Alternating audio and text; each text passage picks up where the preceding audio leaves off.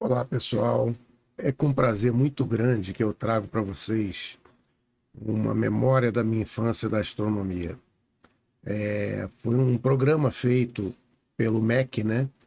Num projeto chamado Projeto Minerva, né? E o programa foi escrito, orientado pelo Ronaldo Rogério de Freitas Mourão e tem 30 capítulos, né?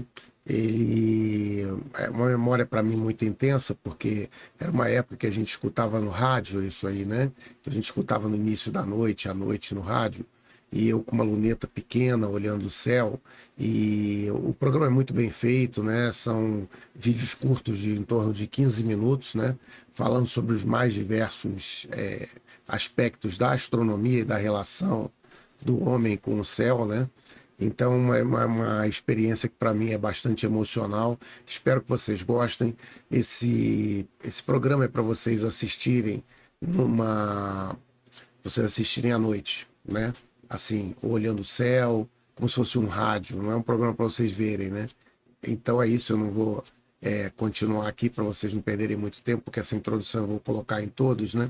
Então, eu queria que vocês acompanhassem. Realmente é um programa espetacular, tudo muito bem feito.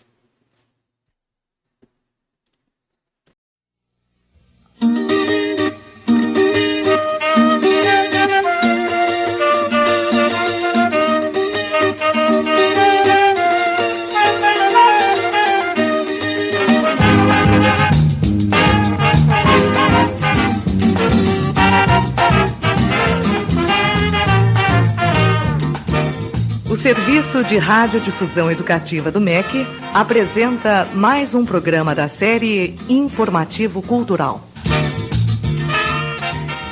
Quantas vezes, numa noite estrelada, nós paramos para olhar o céu e nos perguntamos romanticamente que mistérios haverá por trás daqueles pontinhos brilhantes, que segredos por trás daquela lua cheia plantada no escuro impenetrável. Para nós, simples espectadores da noite, o céu, as estrelas, tudo isso é vagamente misterioso e aparentemente inexplicável. Mas não para os astrônomos. Para eles, amigos íntimos dos astros, tudo tem uma explicação no céu do Brasil.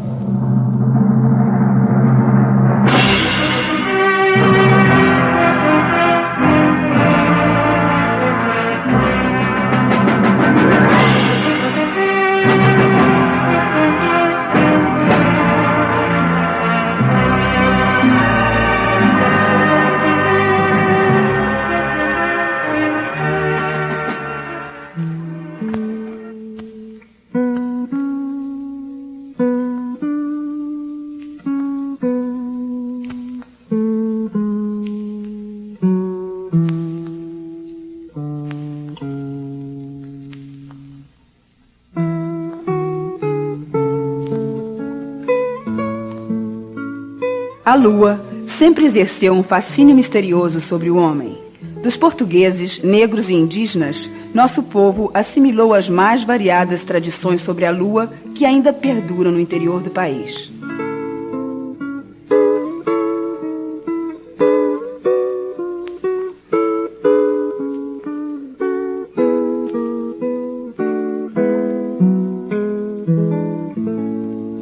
Mãe dos vegetais, a lua protege o seu crescimento.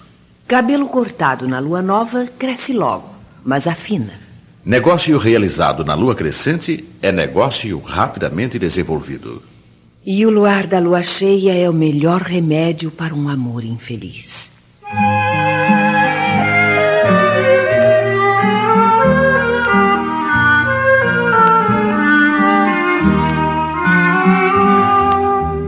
Ontem ao luar, nós dois em plena solidão, tu me perguntaste o que era a dor de uma paixão.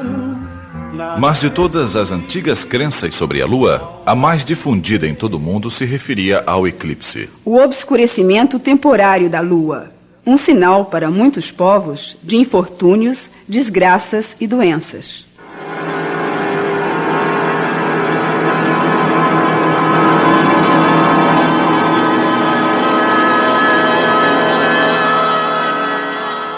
Acontece às vezes que uma sombra invade lentamente o disco prateado da lua cheia, fazendo desaparecer por 1 hora ou mais a luz do sol que a lua reflete.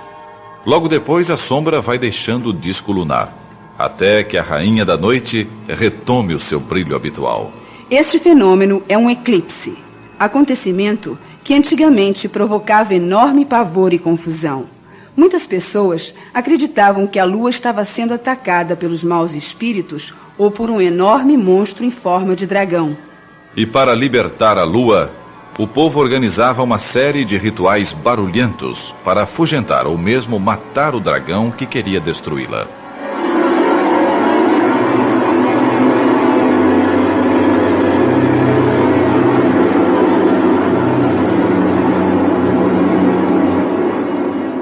Acreditem ou não, isto aconteceu na capital do Pará em 23 de agosto de 1887.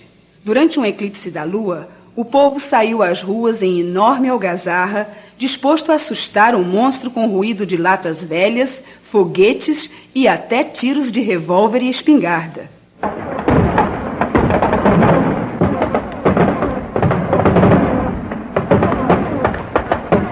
Mas este costume não é exclusivo do folclore brasileiro. Pelo contrário, era encontrado em todas as culturas primitivas. Na China, na Índia, na África e nas Américas do Norte e do Sul. Mesmo no século XVII, na França, ainda era comum tal ocorrência. Basta lembrar a lenda mundialmente difundida de São Jorge na Lua, em luta constante com o dragão.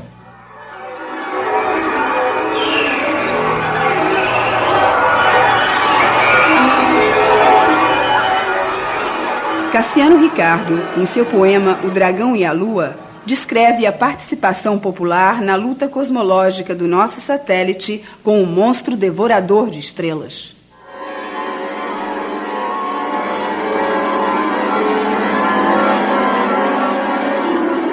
Olha o dragão que vai comer a lua. Olha o dragão. Todos vêm à janela arrepiados de medo, ver o dragão que come estrelas na amplidão, como se triturasse uma porção de bolas de ouro dentre as negras mandíbulas de carvão.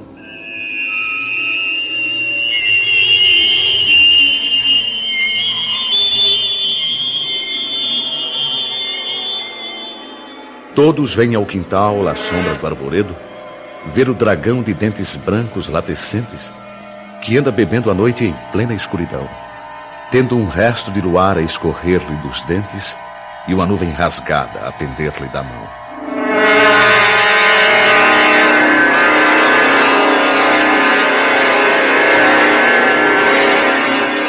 E vai sumindo pouco a pouco, e vai sumindo mais linda do que nunca o alvo corpo da lua.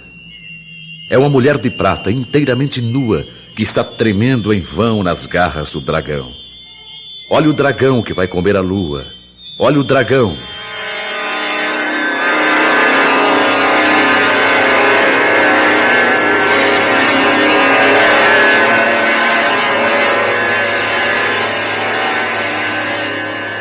E pelas portas do terreiro da fazenda, os homens de alma pura, os caboclos da roça, começam a fazer um barulhão, batendo em latas velhas e arrastando um caldeirão para espantar o dragão.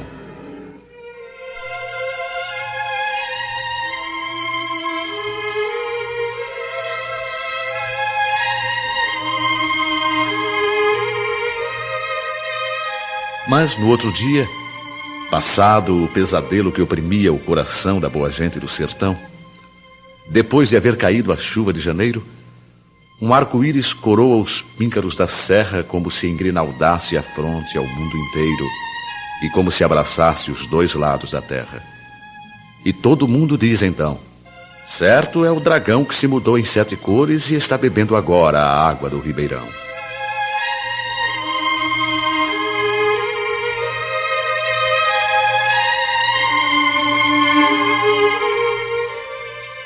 Se para a imaginação do povo o eclipse é o dragão que devora a lua, para os astrônomos este fenômeno tem explicação bem diferente. A sombra que se projeta sobre a lua é a sombra da Terra. Esta sombra cobre a superfície do nosso satélite, fazendo desaparecer por algum tempo a luz do sol que a lua reflete.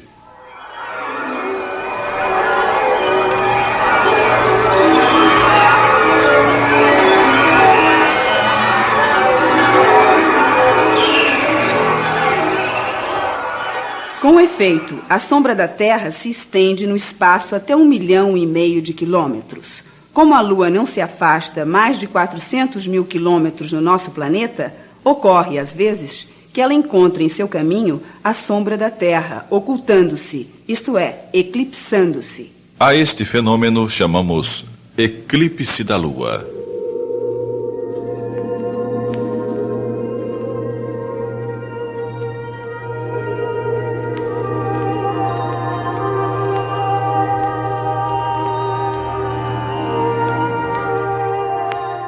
Os eclipses da Lua só se produzem durante a Lua cheia e quando a Terra se encontra exatamente entre o Sol e a Lua.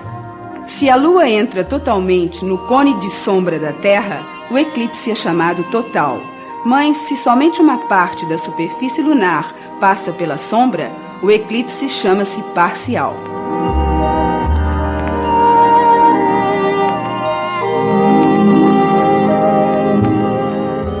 Os eclipses totais ou parciais da Lua são fenômenos que auxiliam bastante o desenvolvimento da ciência astronômica e mesmo da ciência em geral.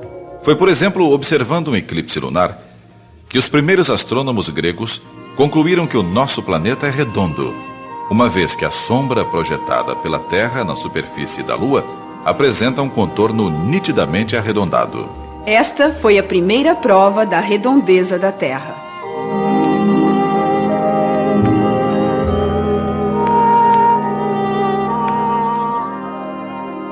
Se você já observou um eclipse total da Lua, certamente verificou que, durante o tempo em que o nosso satélite fica encoberto, sua coloração torna-se avermelhada. Este fenômeno é produzido pela atmosfera terrestre. A Terra, colocada entre o Sol e a Lua, impede a passagem de quase toda a luz solar. Uma parte desta luz, entretanto, é encurvada pela travessia na atmosfera da Terra e atinge a Lua, produzindo a coloração avermelhada.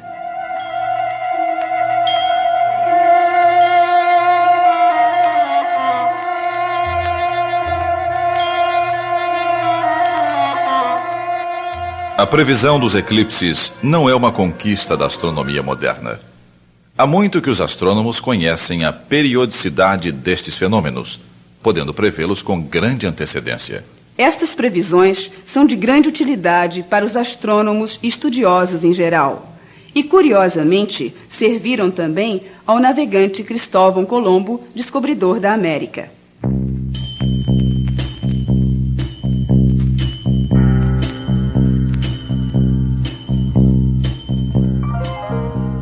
Conta-se que Cristóvão Colombo teve certas dificuldades em obter alimentos e água com os indígenas, extremamente necessários para sua viagem de volta. Sabendo pelos livros de um grande astrônomo, Abraham Ben Samuel Zakut, que um eclipse lunar iria ocorrer exatamente naquela noite, Colombo ameaçou: ou vocês me fornecem o que desejo, ou apago a luz da lua.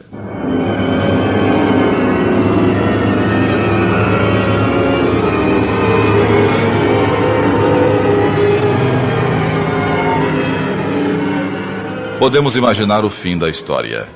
Logo que o eclipse começou, os indígenas, apavorados, apressaram-se a atender ao que Colombo pedira.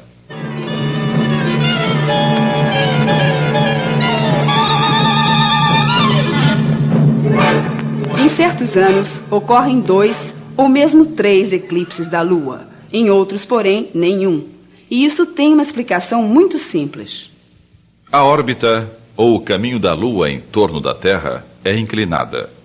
Ora a Lua passa acima do cone de sombra, ora abaixo. Por isso, na Lua cheia não ocorrem eclipses.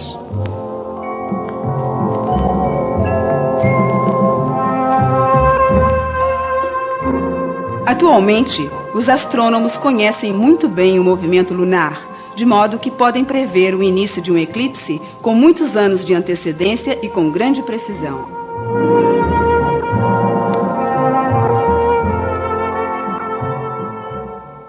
Mas, mesmo assim, o povo, nosso bom povo de alma pura, como disse Cassiano Ricardo, ainda teme o eclipse, ou mais simplesmente o ecris, ou lua cris, como o chama. E não deixa de ser poética a advertência folclórica. No Lua Cris, meu filho, ninguém deve ficar dormindo. Senão pode ficar dormindo para sempre.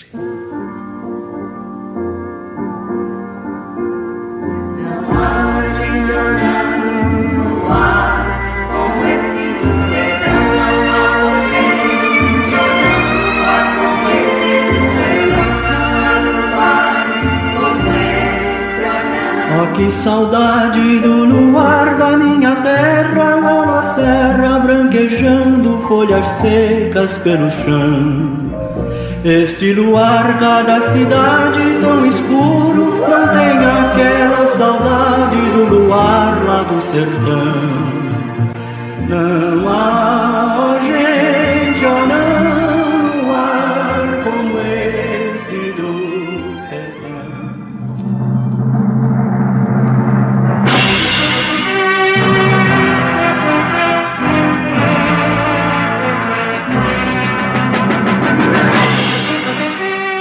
Na próxima semana, mais uma viagem pelo universo, vendo e descobrindo as maravilhas e belezas do céu do Brasil. Produção do astrônomo Ronaldo Rogério de Freitas Mourão para o Projeto Minerva.